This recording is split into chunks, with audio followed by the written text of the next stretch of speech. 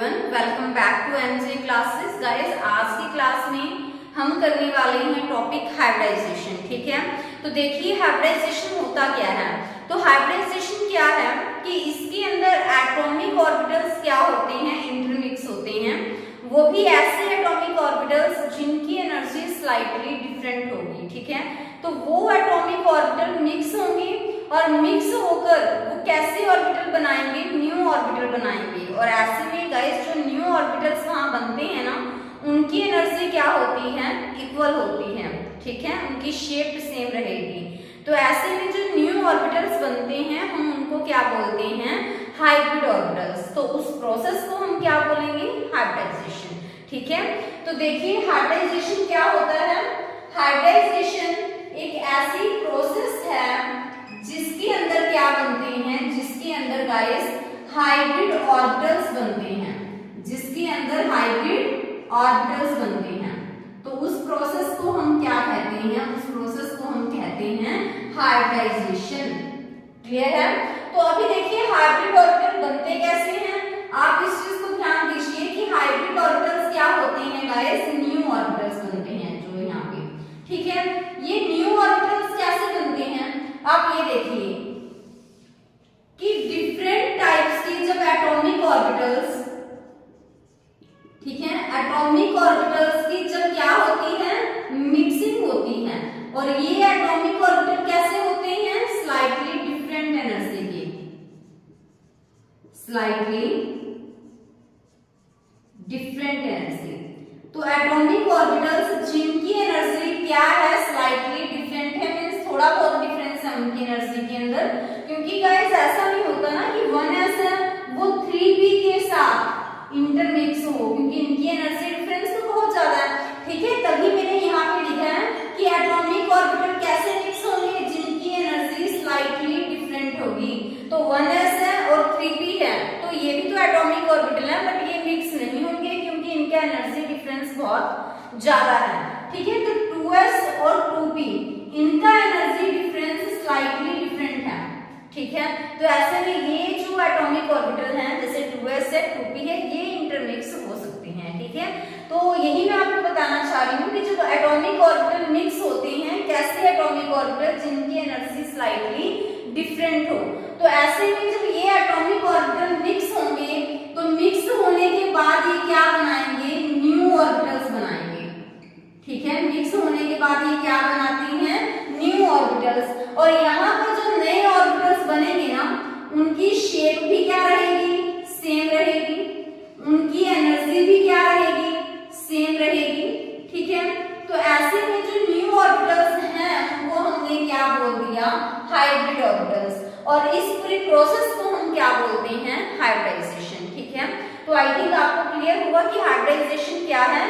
Hybridisation वो process है जिसके अंदर क्या हुआ, स्लाइटली डिफरेंट एनर्जी के एटॉमिक ऑर्बिटल मिक्स होंगे और ऐसे ऑर्बिटल्स बनेंगे जिनकी शेप सेम रहेगी, जिसकी एनर्जी सेम होगी। तो उन न्यू ऑर्बिटल्स को हम क्या बोलते हैं, हाइब्रिड ऑर्बिटल्स। और उस प्रोसेस को हम क्या बोलते हैं, हाइब्रिडाइजेशन। Is it clear.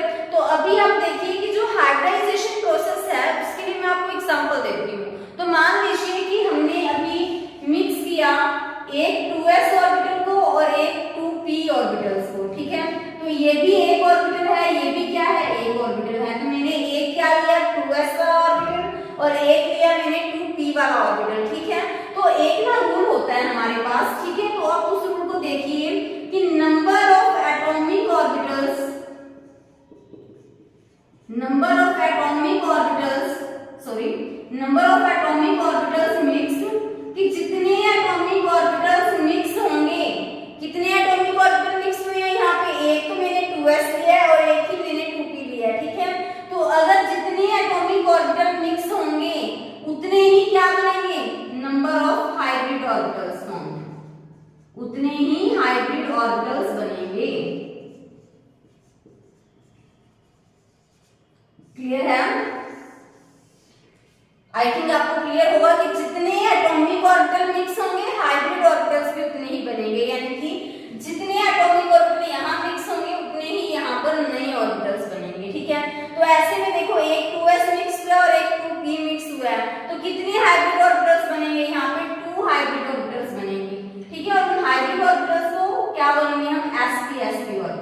ठीक है। तो एक तो s ऑर्बिटल और एक p ऑर्बिटल ये आपस में मिक्स हुए हैं, तो कितने हाइब्रिड ऑर्बिटल्स बनेंगे? 2 हाइब्रिड ऑर्बिटल्स, और हमारे पास एक s और एक p मिक्स हुआ है, तो इनकी एनर्जी भी सेम रहेगी, ठीक है, और इनकी शेप भी सेम रहेगी। तो हम कह सकते हैं कि यहाँ पर जो हाइब्रिड ऑर्बिटल्स बनेंगे उनको हम क्या बोलेंगे? sp हाइब्रिड ऑर्बिटल्स, ठीक है। तो आई थिंक आपको क्लियर होगा कि जो ऑर्बिटल्स नए यहाँ पे बनेंगे उनकी हाइब्रिडाइजेशन क्या होगी? sp होगी, ठीक है। तो इसको अगर मैं आपको एग्जांपल से बताना चाहूँ कि जैसे एक 2s ऑर्बिटल है और एक 2p ऑर्बिटल है, ठीक है। अगर मैं आपको इसको लड्डू से कंपेयर करूँ तो मैं आपको कह दूं कि एक हमने अलग कलर का लड्डू ले लिया और एक हमने एक अलग कलर का ले लिया, ठीक है। तो ऐसे में ये एक लड्डू है जो कि मैंने अलग कलर से रिप्रेजेंट कर दिया, और ये भी एक लड्डू की तरह है जिसको मैंने अलग कलर से रिप्रेजेंट कर दिया, ठीक है। मैंने क्या किया, उनका मतलब ऐसे चूड़ा सा बना दिया, उसके बाद मैंने उनको मिक्स करके ना दोनों को फिर मैंने न्यू लड्डू बनाए, तो 2 ही लड्डू बनेंगे ना। तो अभी मैं आपको बताना चाह रही हूँ कि जितने यहाँ पर एटॉमिक ऑर्बिटल मिक्स होंगे उतने ही तो नहीं बनेंगे। तो ऐसे में अगर मैंने पहले 2 लड्डू लिए थे, ठीक है, तो मैंने क्या किया, उनको जैसे चूड़ा सा बनाकर उसके दोबारा लड्डू बनाए, तो वो भी तो 2 ही बनेंगे ना। तो अभी मैं आपको बता रही हूँ कि जितने एटॉमिक ऑर्बिटल मिक्स होते हैं उतने ही हाइब्रिड ऑर्बिटल्स न्यू बनते हैं। और जब मैंने न्यू जो लड्डू बनाए तो आप देखो उसके अंदर क्या दोनों के कलर नहीं होंगे, तो जो हमने नए बनाए हैं उसके अंदर किसके कलर होंगे? उसके अंदर ये रेड वाला कलर भी होगा, ठीक है, ये मैं वैसे रैंडमली रिप्रेजेंट कर रही हूँ। तो यहाँ पे उसके अंदर ये वाले दोनों कलर देखने को मिलेंगे, समझ रहे हो ना। तो ऐसे में आप इस चीज को देखिए कि इसके अंदर दोनों कलर देखने को मिल रहे हैं, तो वही मैं आपको यहाँ पे कंपेयर कर रही हूँ कि जो हाइब्रिड ऑर्बिटल्स होते हैं यही रीजन होता है कि उनकी जो एनर्जी है वो भी सेम रहेगी और उनकी शेप है वो भी क्या रहेगी? सेम रहेगी, ठीक है। तो ये मैंने सिर्फ आपको रिप्रेजेंट करने के लिए यहाँ पे एग्जांपल लिया है, सो दैट आपको क्लैरिफाई हो जाए वो चीज, ठीक है। तो आई थिंक आपको क्लियर हो गया होगा कि हाइब्रिडाइजेशन में एक्चुअल में होता क्या है, ठीक है। और नेक्स्ट स्लाइड के अंदर गाइस हम पढ़ेंगे कि अगर आपको कोई मैं कंपाउंड दे दूं तो वहां से आप कैसे पता लगा पाएंगे कि उसकी हाइब्रिडाइजेशन कितनी है, ठीक है। तो उसके लिए एक फॉर्मूला मैं आपको नेक्स्ट स्लाइड में करवाऊंगी। हाँ जी, देखिए, अगर हमें किसी भी कंपाउंड के अंदर, किसी भी मॉलिक्यूल के अंदर अगर हमें उसकी किसी एटम की हाइब्रिडाइजेशन फाइंड करनी है तो कैसे फाइंड करेंगे, ठीक है। तो अगर हमें किसी भी एटम की हाइब्रिडाइजेशन फाइंड करनी है तो हम कैसे कैलकुलेट करते हैं? सबसे पहले हम देखेंगे कि उस एटम के साथ कितने एटम अटैच हैं, ठीक है, number of atoms attached to that atom, ठीक है, कि उस एटम जिसके हाइब्रिडाइजेशन हम फाइंड करना चाह रहे हैं उस एटम के साथ कितने नंबर ऑफ एटम्स अटैच हैं, प्लस हमें किस चीज को फाइंड करना है? प्लस हमें देखना है number of lone pair of that, उस एटम के पास कितने लोन पेयर प्रेजेंट हैं, ठीक है। तो ऐसे में अगर हम इन दोनों को देख लेंगे और उन दोनों के नंबर को प्लस कर देंगे तो हमारे पास यहाँ पे कोई ना कोई तो नंबर आएगा ना, ठीक है। उसी के बेस पे हम हाइब्रिडाइजेशन डिसाइड करेंगे।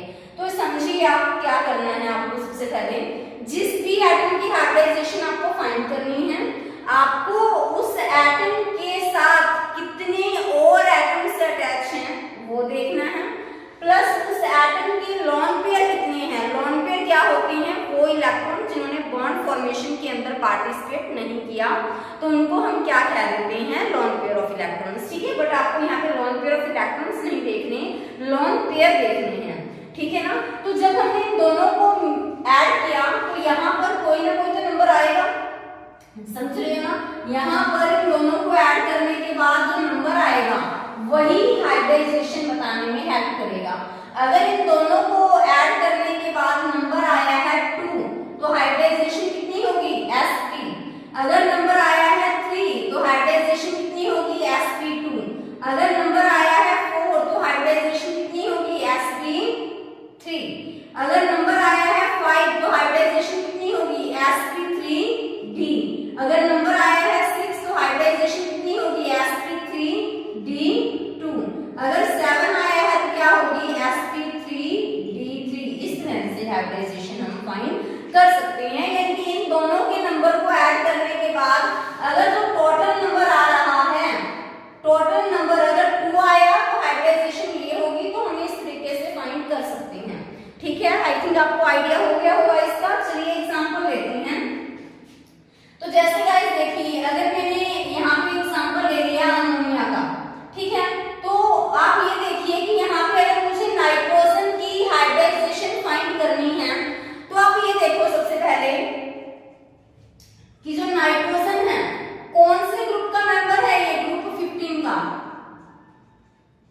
ग्रुप 15 का। तो ये है ग्रुप 15 का मेंबर, तो इसके पास वैलेंस इलेक्ट्रॉन कितने हैं गाइस? इसके पास वैलेंस इलेक्ट्रॉन्स हैं 5। ये आपको क्लियर है? सबसे पहले नाइट्रोजन ग्रुप 15 का एलिमेंट है, वैलेंस इलेक्ट्रॉन है इसके पास 5, ठीक है। अभी देखिए कि इसके पास 5 वैलेंस इलेक्ट्रॉन हैं, तो आप ये देखिए 5 में से इसने कितने बॉन्ड बना रखे हैं हाइड्रोजन के साथ? उसके साथ 3 हाइड्रोजन बॉन्ड में है, ठीक है। तो नाइट्रोजन ने 3 हाइड्रोजन के साथ बॉन्ड बना रखा है, तो यानी कि जो उसके पास 5 वैलेंस इलेक्ट्रॉन थे, ठीक है, उनमें से 3 इलेक्ट्रॉन तो हाइड्रोजन के साथ बॉन्ड बनाने में शेयर हो गए। तो आप मुझे पहले ये बताइए कि बताओ नाइट्रोजन के साथ कितने एटम्स अटैच हैं? 3 एटम्स अटैच हैं। तो 3 एटम्स अटैच हैं, तो वहां इलेक्ट्रॉन कितने यूज हुए? 3 ही यूज हुए, तो मैंने यहाँ पे 3 लिख दिया, ठीक है। प्लस आप ये बताइए कि लोन पेयर नाइट्रोजन के पास कितने बचे? नाइट्रोजन के पास टोटल 5 इलेक्ट्रॉन्स हैं, तो 3 इलेक्ट्रॉन्स तो उसने यूज कर लिए हाइड्रोजन के साथ बॉन्ड बनाने में। और नेक्स्ट देखिए कि जो बाकी 2 इलेक्ट्रॉन हैं उनका कितने लोन पेयर बने? 1 लोन पेयर। कितने लोन पेयर बने? 1 लोन पेयर, क्योंकि 2 इलेक्ट्रॉन से तो 1 लोन पेयर बनेगा ना। तो यहाँ पर जो 1 लोन पेयर है वो क्या होगा? बचेगा। तो 3 + 1 क्या हो गया? Total number 4। तो इससे पता चल गया कि हाइब्रिडाइजेशन कितनी होगी? sp3, क्योंकि आप यहीं से आइडिया लगाइए ना कि अगर 4 आए नंबर तो हाइब्रिडाइजेशन कितनी होती है? sp3 होती है, ठीक है। नेक्स्ट देखिए, नेक्स्ट अगर मैं एग्जांपल लूं CH4 यानी कि मीथेन का, तो जो कार्बन है, कार्बन किस ग्रुप का मेंबर है? कार्बन है मेंबर ग्रुप 14 का, ठीक है। तो अगर कार्बन ग्रुप 14 का मेंबर है गाइस, तो उसके पास वैलेंस इलेक्ट्रॉन कितने हैं? तो ऐसे में उसके पास वैलेंस इलेक्ट्रॉन्स हैं गाइस 4, है ना। तो अभी देखिए कि अगर मुझे यहाँ पे कार्बन की हाइब्रिडाइजेशन पता करनी है, तो कार्बन के साथ कितने एटम्स अटैच हैं? कार्बन के साथ यहाँ पे 4 हाइड्रोजन एटम्स अटैच हैं, ठीक है। और चारों के चारों जो हाइड्रोजन एटम उसके साथ अटैच हैं, तो हर एक हाइड्रोजन के साथ बॉन्ड बनाने में कार्बन का 1 इलेक्ट्रॉन है वो यूज हुआ है, समझ रहे हो ना। तो ऐसे में आप ये देखिए कितने हाइड्रोजन अटैच हैं, कितने एटम्स अटैच हैं कार्बन के साथ? 4। प्लस क्या कोई लोन पेयर है? लोन पेयर है या नहीं? आप यहाँ से देखो कितने वैलेंस इलेक्ट्रॉन थे उसके पास? 4 में से 4 के 4 ही इलेक्ट्रॉन से यूज कर लिए कार्बन ने, किसके साथ बॉन्ड बनाने में? हाइड्रोजन के साथ, क्योंकि उसने 4 हाइड्रोजन के साथ बॉन्ड बनाए हैं, तो 4 इलेक्ट्रॉन वहां यूज हो गए।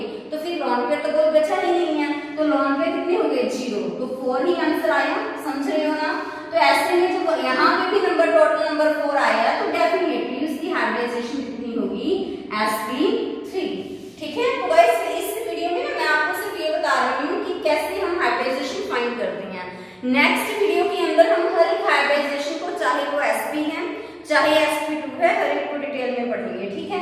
तो अभी देखिए और एग्जांपल्स करते हैं इनके। अगर मैं आपसे कहूँ वाटर H2O, तो यहाँ पे ऑक्सीजन की हाइब्रिडाइजेशन पता कीजिए क्या होगी। तो देखिए ऑक्सीजन किसका मेंबर है? ग्रुप 16 का। तो वैलेंस इलेक्ट्रॉन कितने होंगे उसके पास? वैलेंस इलेक्ट्रॉन होंगे उसके पास 6 इलेक्ट्रॉन, क्लियर है। ऑक्सीजन के साथ कितने एटम्स अटैच हैं? क्योंकि अगर मुझे जिस एटम की हाइब्रिडाइजेशन फाइंड करनी है, मुझे उसी के साथ तो नंबर ऑफ एटम्स अटैच देखनी है। तो कितने एटम्स अटैच हैं उसके साथ? उसके साथ अटैच हैं 2 एटम्स, ठीक है, ठीक है। चलिए, तो अगर ऑक्सीजन के साथ 2 हाइड्रोजन एटम अटैच हैं, तो कितने इलेक्ट्रॉन्स यूज किए होंगे उसने? 2 ही इलेक्ट्रॉन यूज किए होंगे। तो 6 में से 2 इलेक्ट्रॉन्स तो यूज हो गए गाइस बॉन्ड बनाने में, और बाकी कितने बचे? 4 इलेक्ट्रॉन। 4 इलेक्ट्रॉन मींस कि 2 लोन पेयर। तो इट मींस लोन पेयर कितने बचे उस एटम के पास? 2। तो 2 + 2 4। तो यहाँ पर भी हाइब्रिडाइजेशन कितनी होगी? sp3। तो आई थिंक गाइस आपको समझ आ गया होगा कि हम कैसे हाइब्रिडाइजेशन है वो फाइंड करते हैं, क्लियर है। अभी देखिए अगर मैं एग्जांपल लूं IF7, ठीक है। तो अभी देखिए अगर आपको आयोडीन की हाइब्रिडाइजेशन फाइंड करनी है, आयोडीन है वो किस ग्रुप का मेंबर है? वो मेंबर है ग्रुप 17 का, क्योंकि fluorine, chlorine, bromine, iodine group 17 का मेंबर है। और ग्रुप 17 यानी कि हैलोजन ग्रुप है ना, जिसके अंदर वैलेंस इलेक्ट्रॉन कितने होंगे गाइस? 7 होंगे। तो आप यहाँ देखिए तो उसके पास वैलेंस इलेक्ट्रॉन कितने होंगे,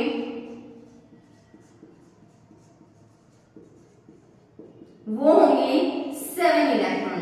ठीक है, तो अभी देखिए कि आयोडीन के साथ कितने एटम्स अटैच हैं, आयोडीन के साथ गाइस अटैच हैं 7 एटम्स। ठीक है, तो 7 ही इलेक्ट्रॉन थे, 7 ही एटम्स अटैच हैं। क्या उसके पास कोई लॉन्ग पेयर बचा? देखो आयोडीन के पास 7 वैलेंस इलेक्ट्रॉन थे और आयोडीन ने यहाँ पे 7 ही बॉन्ड बना रखे हैं और हर एक बॉन्ड बनाने में एक इलेक्ट्रॉन उसका यूज हुआ है, समझ रहे हो ना।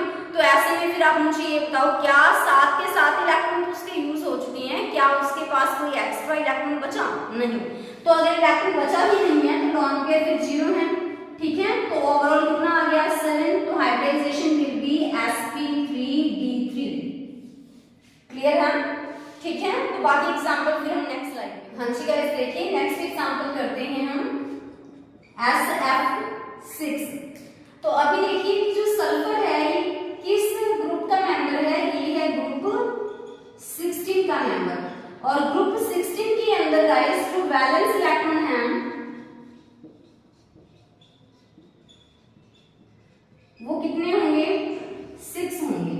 ठीक है, ग्रुप 16 के अंदर कितने वैलेंस इलेक्ट्रॉन होंगे, 6 वैलेंस इलेक्ट्रॉन। क्लियर है? तो अभी आप देखिए कि जो सल्फर है उसने सल्फर एटम के साथ कितने एटम्स अटैच हैं, 6 एटम अटैच हैं, 6 फ्लोरीन्स अटैच हैं। तो क्या उसके साथ कोई लॉन्ग पेयर अटैच है, प्रेजेंट है उसके पास कोई लॉन्ग पेयर?